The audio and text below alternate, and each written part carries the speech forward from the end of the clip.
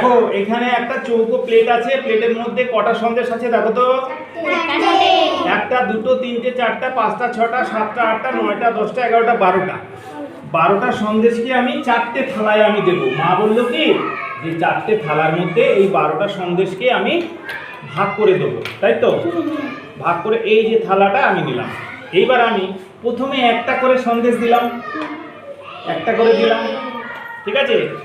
একটা করে দিলে কমে গেল তো, তাহলে 12টা থেকে কটা চলে গেল? 8টা থাকলো।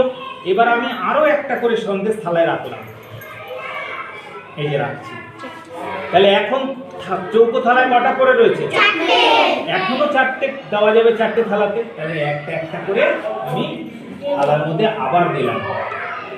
তাহলে আবার তাহলে এখন এই চৌকো থালায় কটা আছে? 0। এই প্রতিটা থালাতে এখন গোল থালায় কটা করে আছে? 4টে করে তো।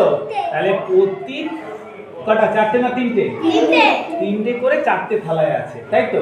তাহলে আমি প্রতিবার দিচ্ছি, প্রতিবার আমি থালা থেকে তুলছি, প্রতিবার কমছে, তাহলে বিয়োগ করতে হচ্ছে ভাগ করে।